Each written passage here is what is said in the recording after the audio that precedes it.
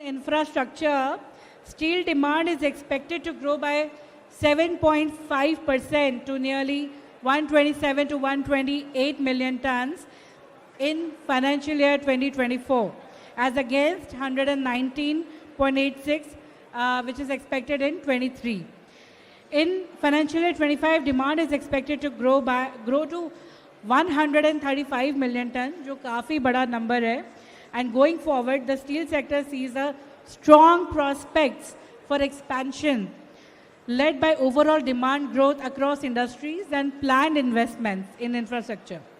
Government has undertaken various initiatives of late to boost the growth of steel sector, which is also contributing to increased consumption of the alloy. Some of the contributing factors by government initiative, आपने देखा होगा budget जो 2023 का आया था, an increase in capital expenditure on infrastructure investment by 33%, that is rupees 10 lakh crores in 23-24. An increased usage of steel is expected as the budget proposed more commercial, residential and retail developments for Tier 2 and Tier 3 cities. The government undertook a new initiative to develop sustainable cities of tomorrow with an allocation of 16,000 crores, which would require the usage of alloy in bulk. The role of secondary steel is very vital in contributing to this massive development exercise, which is expected to take place in the country in coming years. Opportunities are visible and the strength of the sector are known to overall. However, in terms of weakness and threats, the secondary sector has to gear up to match the competition, on which we will have a discussion with our fellow panelists to take a view from the government angle, to take the view of the buyer angle, and also Mr. Nitin Kabra will speak from the point of the manufacturer.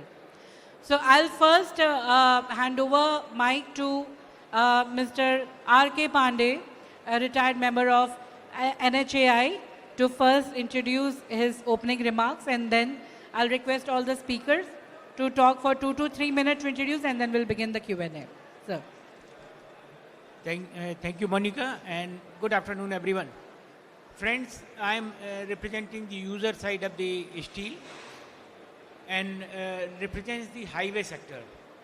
In highway sector, national highway are the prime roads, which is the responsibility of the central government. And for development and improvement of the national highway, a very ambitious program has been launched. That program is called Bharat Mala. In Bharat Mala, phase 1, we have to, develop 35,000 kilometers of road. And this program was launched in 2017. And we have already awarded work in 80% of the stretches. Balance work will be awarded this year. You can, appreciate the work being done in National Highway by the fact that we are building something around 37 to 38 kilometers a day. And this pace will continue. As a user, what is our requirement? What we are looking for? We are looking for fast pace of construction. So we are looking for all those material which can enhance my pace of construction. Number 2 is the cost optimization. When it comes for construction of material, there are a number of materials available with us. It can be bituminous, it can be cement, it can be steel. We are going for a material which is costing me the least. When I am saying costing me the least, it doesn't mean the capital cost. It means the overall life cycle cost, including the user operating cost. Number 3 requirement of ours is the durability. We are building structures which will ultimately lead to the lifeline of the city or the nation. And we cannot afford to close those infrastructure even for a day. So we are looking for something which is maintenance free, which can last. And the last most important point which we are looking is the sustainability aspect. Of course, when we talk about sustainability, today we don't have that mathematical model available with us to work out the, which material is more sustainable. Of course, we can comparatively say this is more sustainable not, but doing mathematical modeling is not available with us. One more important aspect which has, seen a major change from the earlier planning processes, in the Bharatmala, we are constructing number of greenfield corridors. When I am saying greenfield corridor, it means if there is a, river or a gorge, we will construct a bridge. If there is a hillock, we will construct a road. And what is the importance of this particular philosophy for the steel sector? In this philosophy, the number of structure in a road will be very high.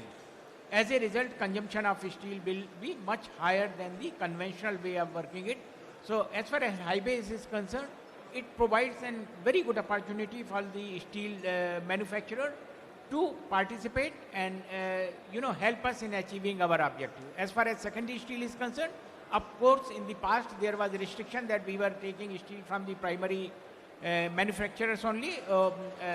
Last year we have removed that restriction, and now the market is open for everyone. My request to you is, please, manufacture that kind of steel which will meet my requirements. Thank you. Thank you so much. Next, I would like to request from the buyers only, Mr.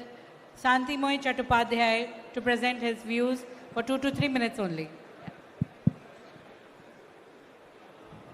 Respected dignitaries and guests, it's good afternoon. It's really an honor to be here and to represent the views of the buyer in this platform. I believe that I am representing all the buyers of the steel.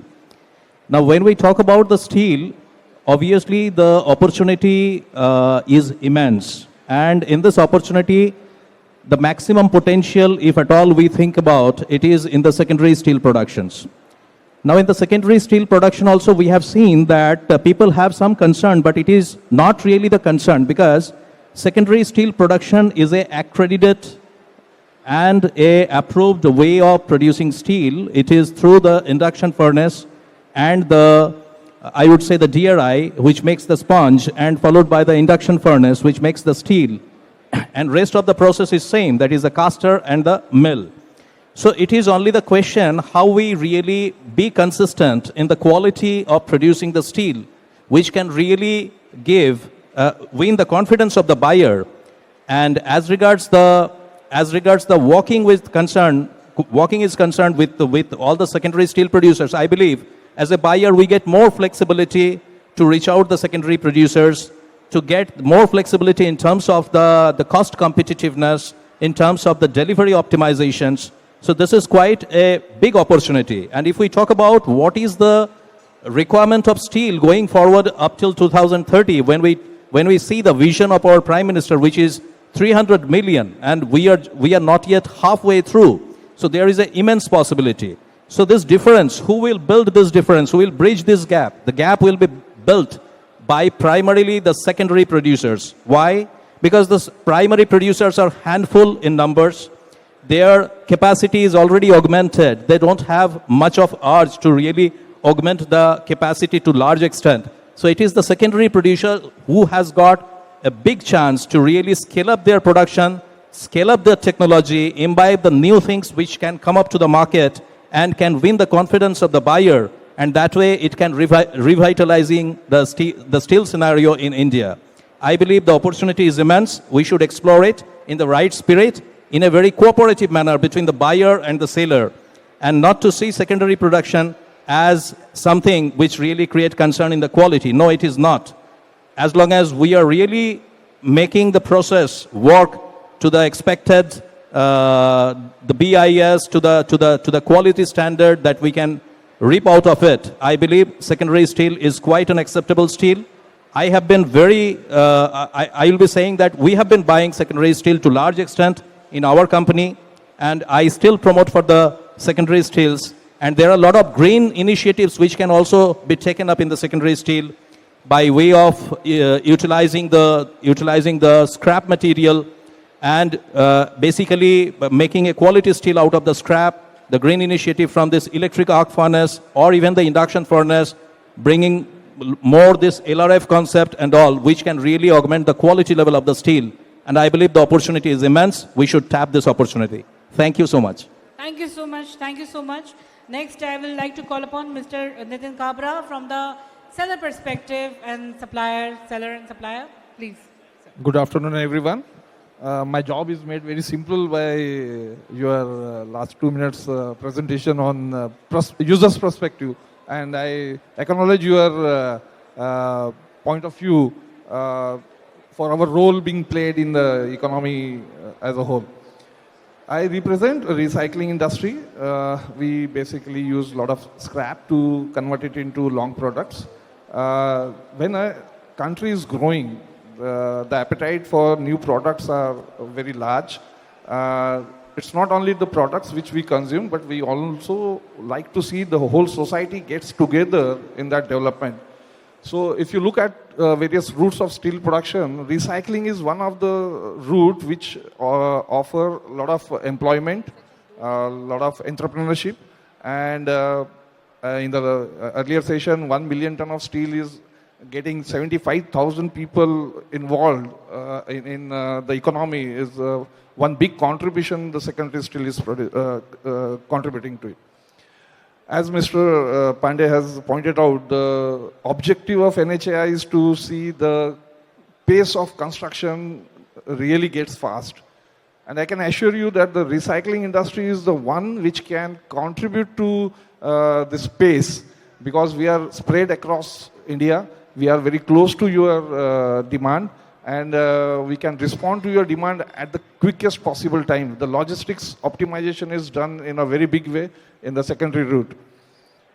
On price perspective, yes, we are today we are discounted to the primary route, but I see a possibility in the future where we will be at a premium because of the green contribution in the manufacturing.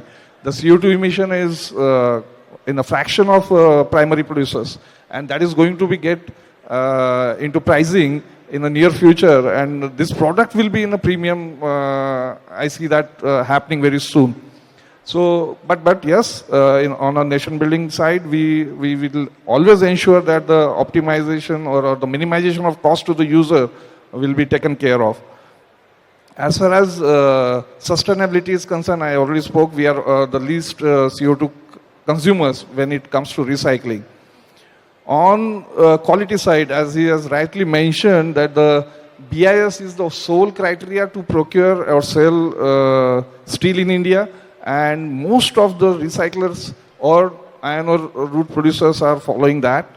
And if that has been made compulsory and every manufacturer is obliged to follow that, and they are doing it, so the level playing field is already been set.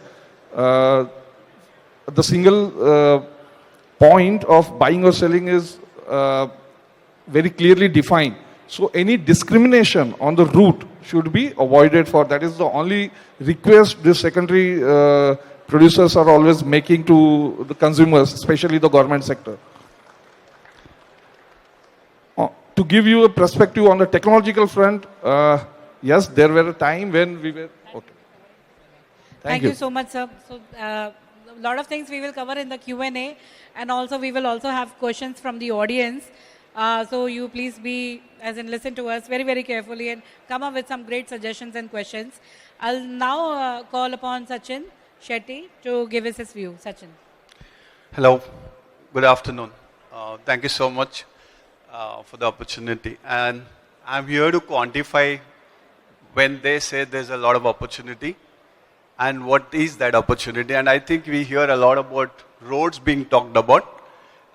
In infra, of course, there are a lot more than roads, but let me try and quantify it. In roads, I also add the bridges. That single sector or subsector alone is at about 6 million ton.